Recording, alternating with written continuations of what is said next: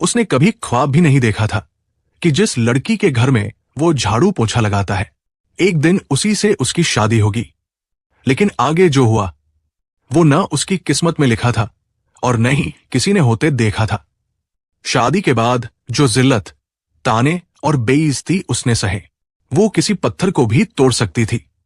उसकी पत्नी ने उसे इंसान नहीं, नौकर समझा।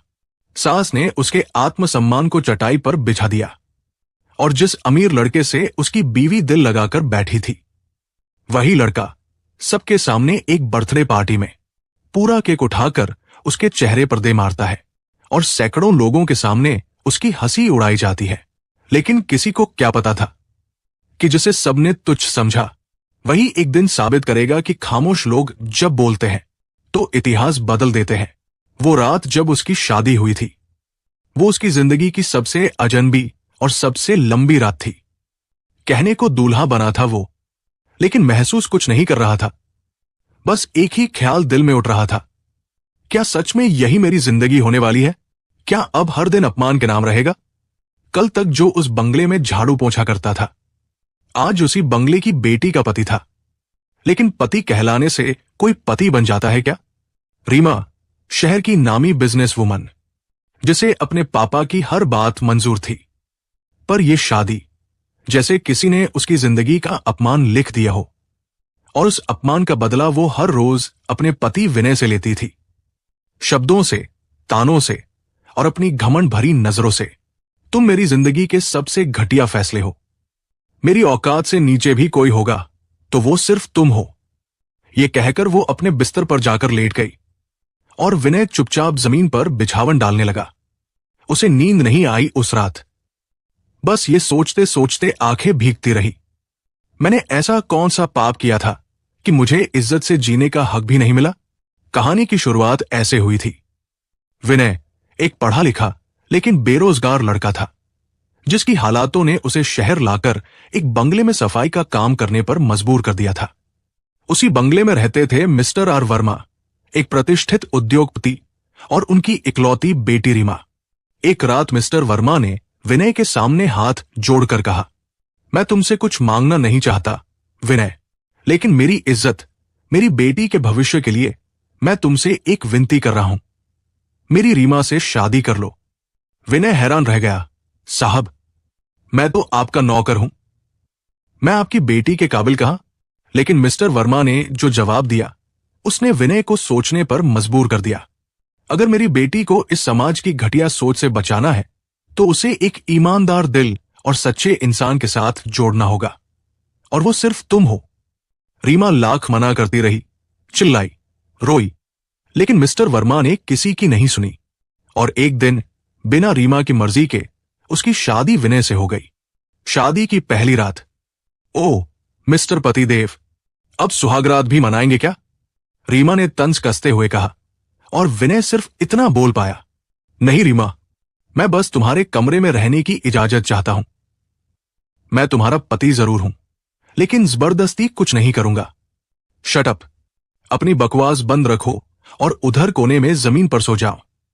और हां, सुबह जल्दी उठकर मेरे ऑफिस के कपड़े प्रेस कर देना। रीमा ने कहकर लाइट बंद कर दी।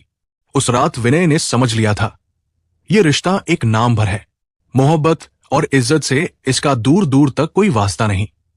1 साल बीत गया, मिस्टर वर्मा का निधन हो गया और रीमा के लिए विनय एक बोझ से ज्यादा कुछ नहीं रह गया। सास मधु वर्मा दिन भर ताने देती थी, कैसा दामाद है जो हमारी बेटी की चमक के सामने भीख जैसा लगता है। घर के काम, कपड़े प्रेस करना, पैर दबाना, यही विनय की औकात बना दी गई थी। लेकिन वो हर दिन चुप था, पर टूटा नहीं था। उस सुबह जब विनय ने चुपचाप अपने कमरे का दरवाजा खोला तो सामने बैठक में कुछ औरतें बैठी थी और उनकी बातों का केंद्र था वही विनय। इधर आ विनय, जरा मेरे पैर दबा दे, बहुत दर्द हो रहा है, उसकी सास मधु वर्मा ने आदेश देने वाले लहजे में कहा। विनय ने नजर उठाकर देखा, वहां बैठी एक औरत ने चौंकते हुए कहा, ये तो तेरा दामाद है ना मधु, इससे नौकरों वाला काम करवा रही है? हाँ दामाद, दामाद तो किस्मत वालों को मिलते हैं, ये तो किस्मत का झटका है जिसे मेरी बेटी की गर्दन में लटका दिया गया है। ना ढंग की नौकरी, ना पैसे, और ऊपर से दामाद बनकर बैठा है। मधु की जुबान से निकले जहर जैसे शब्दों पर सब औरतें हंसने लगी। विनय ने कुछ नहीं कहा, जैसे ये सब उसके लिए अब रोज की बात बन गई हो। उसकी हथेलियां मधु के पैर दबा रही थी, लेकिन दिल धीरे धीरे एक आग में बदलता जा रहा था। उसी वक्त रीमा अपने कमरे से निकली, ब्लैक शॉर्ट टॉप में, खुले बालों में, महकती हुई, जैसे कोई परी हो। उसे देखकर विनय की आंखों में एक पल के लिए चमक आ गई। काश ये मुस्कान मेरे लिए होती, लेकिन अगली ही सेकंड वो मुस्कान तीर बनकर उसके सीने में उतर गई। विनय, ड्राइवर की तबीयत खराब है, तुम मुझे ऑफिस ड्रॉप कर दो, और हां, ये मेरी फाइल्स और पर्स पकड़ो। विनय ने सर हिलाया और उसकी गाड़ी स्टार्ट की।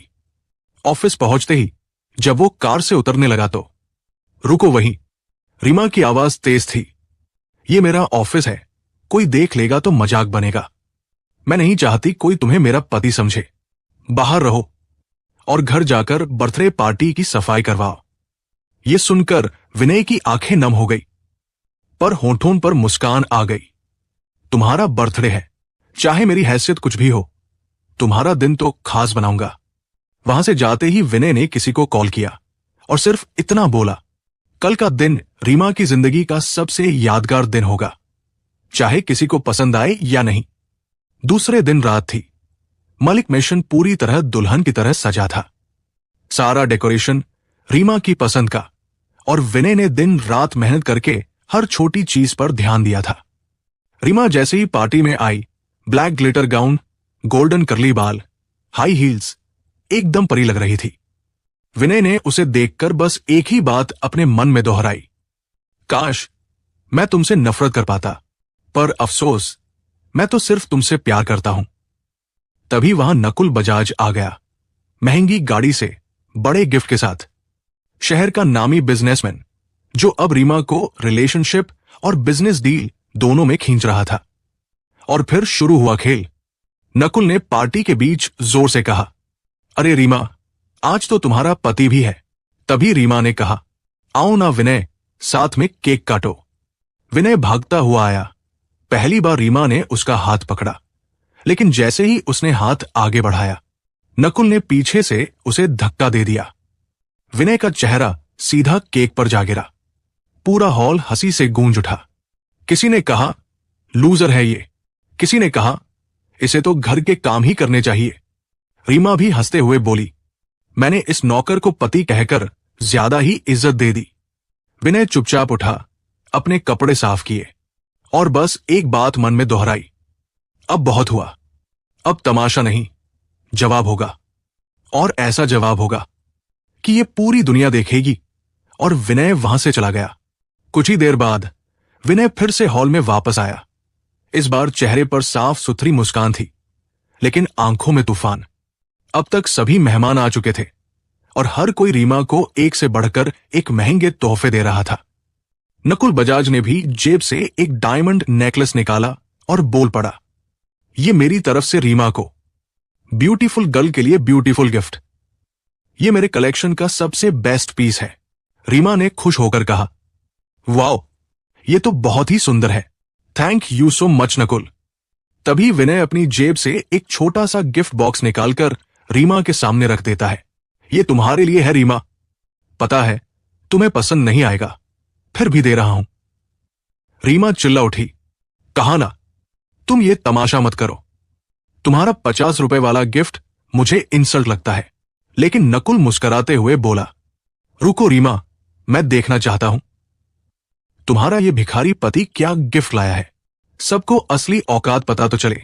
रीमा बोली, ठीक है विनय, लाओ, खोलते हैं ये आखिरी गिफ्ट, क्योंकि इसके बाद मैं तुमसे तलाक लेने जा रही हूं। तलाक के पेपर्स भी तैयार हैं और फिर मैं नकुल से शादी करूंगी। पूरा हॉल शांत हो गया। रीमा ने बॉक्स खोला और वो जैसे वही जम गई। आंखें फैल गई, हाथ कांप गए, होंठ सूख गए।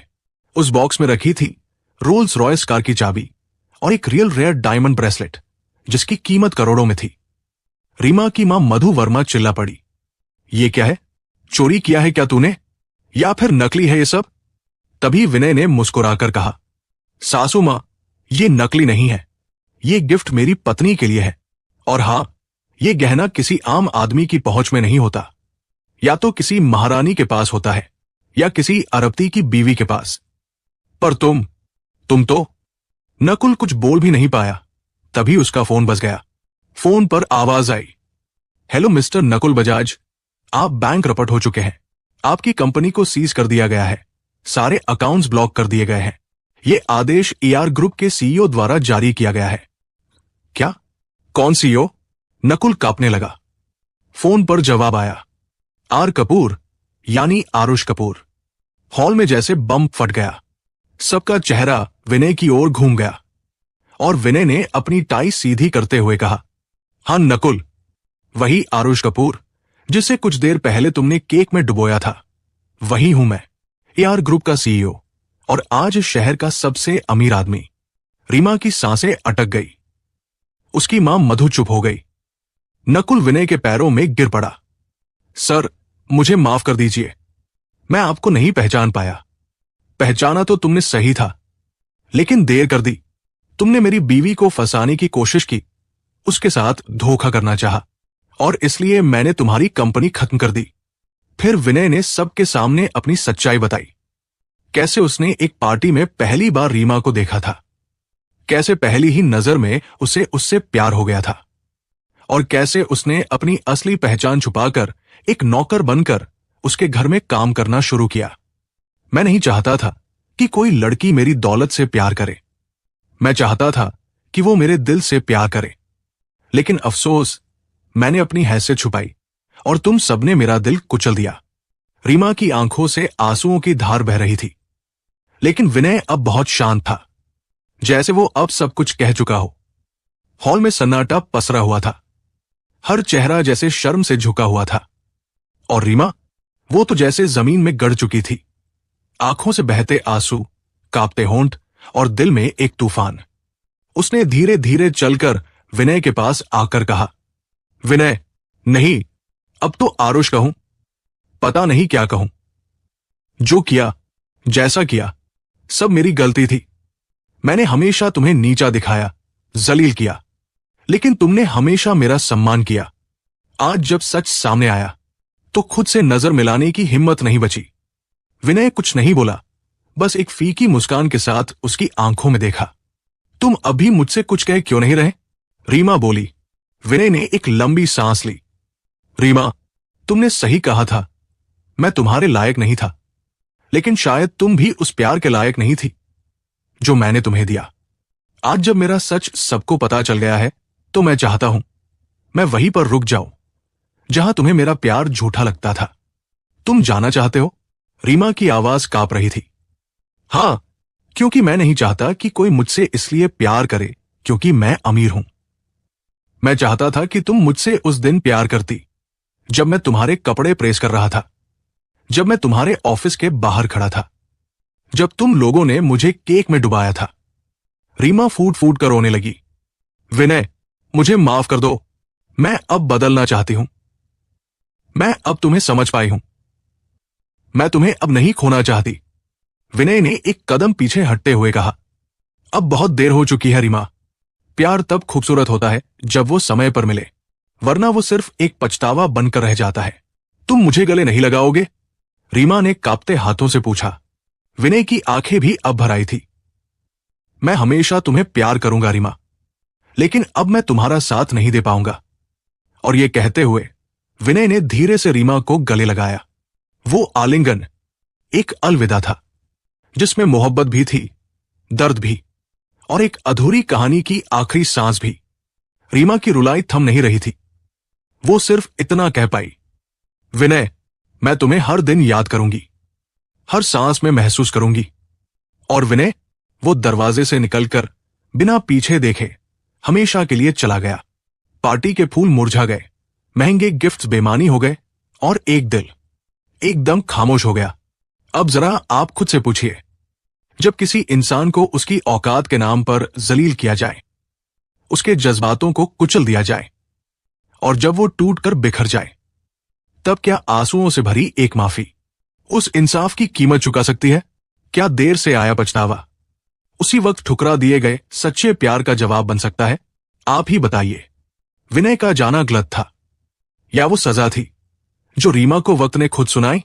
और अगर इस कहानी ने आपके दिल को भी छू लिया हो तो वीडियो को लाइक जरूर करें और हमारे चैनल सच्ची कहानियां बाय RK को सब्सक्राइब करें, क्योंकि यहां हर कहानी सिर्फ सुनाई नहीं जाती, महसूस करवाई जाती है। मिलते हैं अगले वीडियो में नई कहानी के साथ। जय हिंद, जय भारत।